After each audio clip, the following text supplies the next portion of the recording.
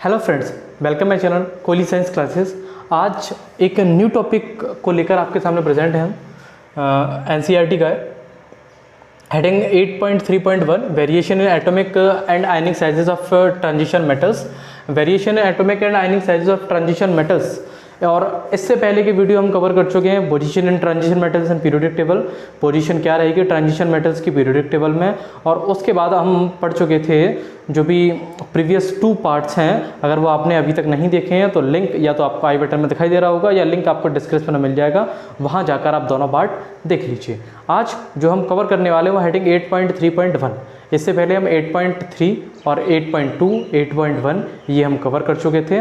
और इससे पहले हम चैप्टर कवर कर चुके हैं द कोऑर्डिनेशन कंपाउंड, वो हमने चैप्टर पूरा फिनिश कर लिया। उसके सारी वीडियोस आपको प्लेलिस्ट में मिल जाएंगी, कोऑर्डिनेशन कंपाउंड्स के नाम से प्लेलिस्ट है, उसमें मिल जाएंगी।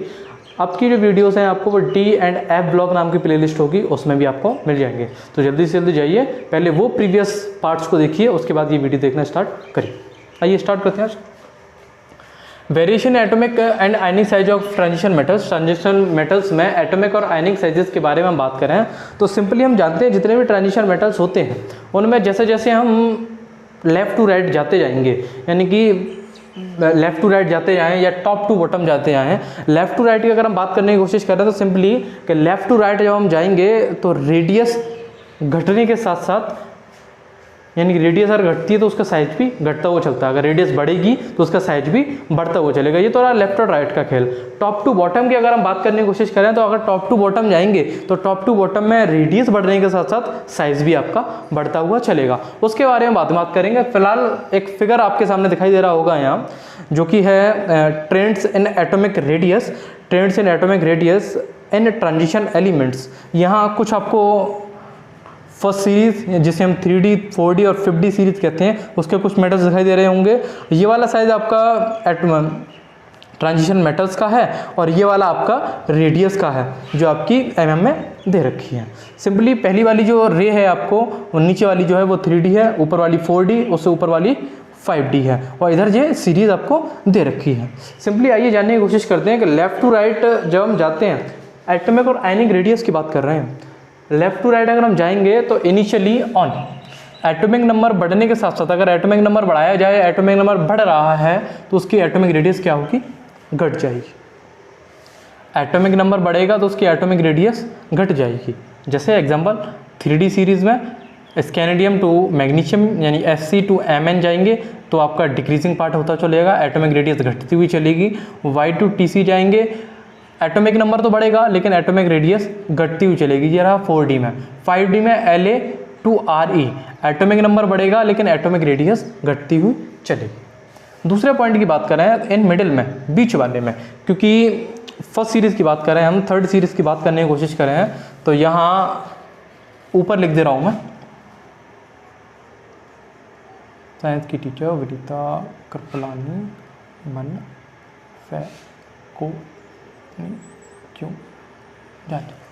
सिंपल सा ये आपको एक सीरीज दे रखी है, इसमें अगर मैं समझाने की कोशिश करूं तो सिंपली पहला वाला है Sc to Mn। Sc to Mn size कैसा होगा? डिक्रीज होगा आपका। साइज कैसा होगा आपका? साइज डिक्रीज होता हुआ चलेगा।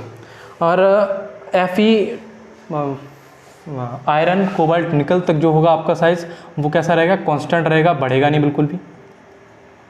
और यहाँ साइज बढ़ता हुआ चलेगा, ये इंक्रीजिंग पार्ट में आ जाएगा। अब वो आएगा कैसे, उसके बारे में बात करेंगे हम फिलहाल बाद में।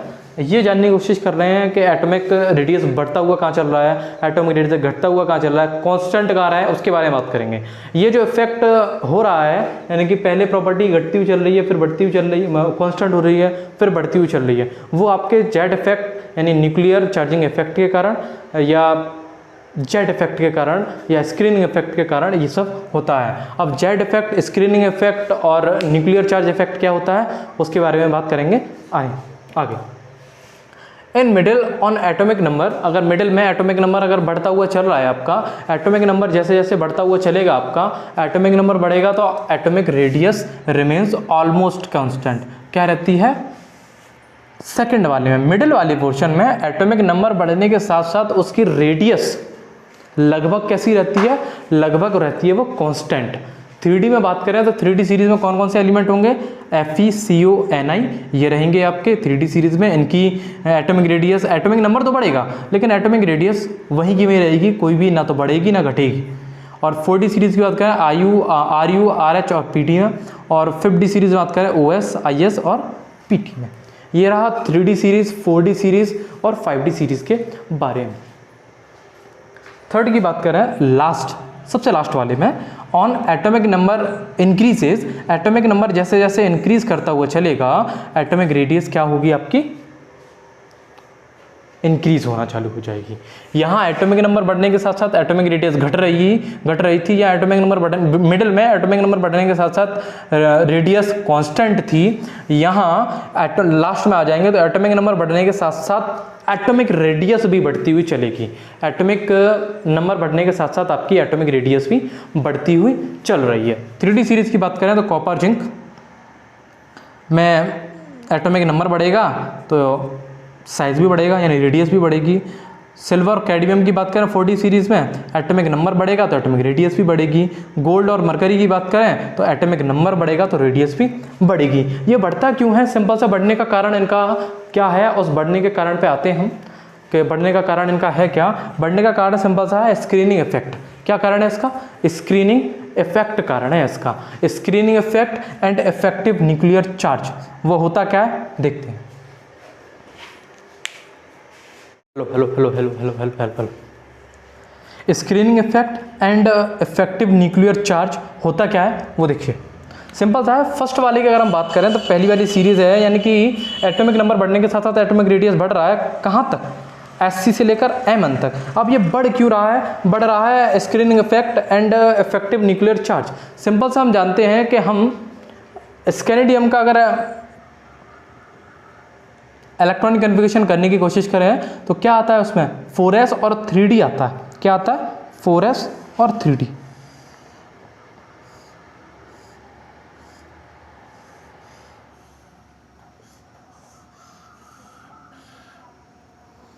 और 3d, 4s और 3d, 4s और 3d आता है आपका।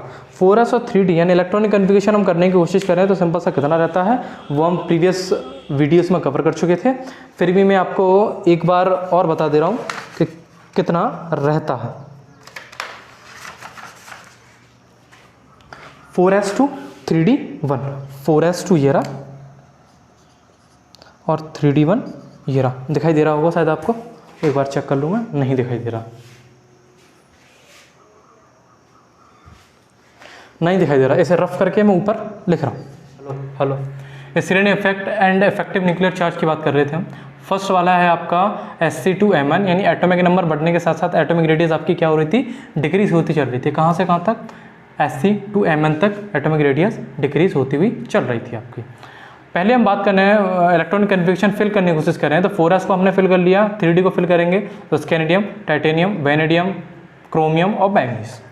इसमें सिंपल से हम जान रहे हैं कि जैसे जैसे हम न्यूक्लियस के क्लोजर आते जाएंगे, जैसे जैसे हम न्यूक्लियर के और क्लोजर आते जाएंगे, क्लोजर जैसे ही जाते जाएंगे तो सबसे पहले तो हम S वाला ब्लॉक को फिल कर लेंगे। उसके बाद D इफेक्ट जैसे हम D ब्लॉक जैसे ही हम फिल करना चालू करेंगे, D ब्लॉक फिल करेंगे तो जो प्रोटॉन न्यूक्लियस के अंदर जो प्रोटॉन और न्यूट्रॉन हैं वो इलेक्ट्रॉन को क्या करेंगे, अट्रैक्ट करना शुरू करेंगे। अट्रैक्ट करना चालू करेगा तो सिंपल सा हम स्कैनिडियम को देख रहे हैं यानी 3D सीरीज का देख रहे हैं। 3D सीरीज का जब हम इलेक्ट्रॉनिक कन्फिगरेशन करने की कोशिश करेंगे अट्रैक्ट करने की कंडीशन में तो 4s में तो 2 फिल हो जाएंगे।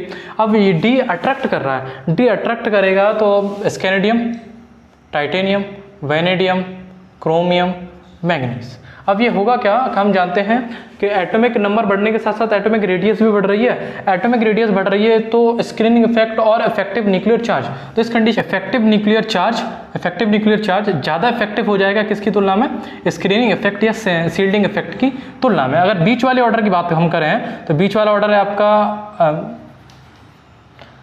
ये जब ज़्यादा डोमिनेटिंग हो जाएगा तो सिंपल से क्या कर देगा, एटॉमिक रेडियस को घटा देगा, यानी कि atomic radius decreases, atomic radius decrease. अगर बीच वाली की बात करें तो आयरन, कोबाल्ट, निकल।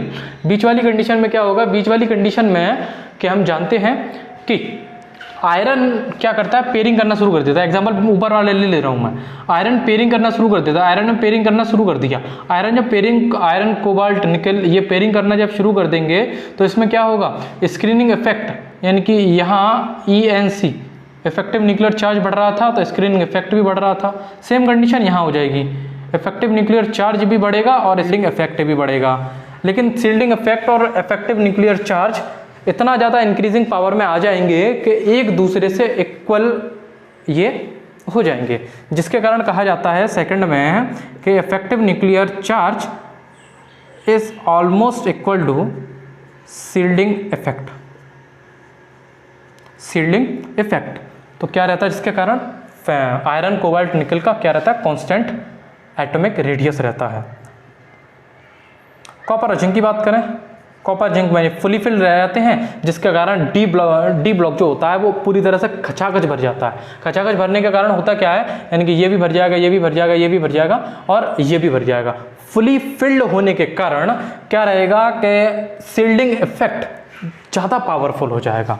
शील्डिंग इफेक्ट ज़्यादा पावरफुल हो जाएगा तो electron nuclear effective nuclear charge बढ़ेगा और साथ में शील्डिंग इफेक्ट भी बढ़ेगा। लेकिन शील्डिंग इफेक्ट ज़्यादा डोमिनेटिंग हो जाएगा किसकी अपेक्षा में, इफेक्टिव न्यूक्लियर चार्ज की अपेक्षा में। ये ज़्यादा डोमिनेटिंग हो जाएगा तो एटॉमिक रेडियस क्या होगी, यहाँ से बढ़ना चालू हो जाएगी। Atomic radius increases, atomic radius increases. ये पार्ट यहाँ हुआ आपका फिनिश, ये पार्ट यहाँ हुआ आपका फिनिश, यानी हेडिंग 8.3.1 पूरी कंप्लीट हो चुकी है।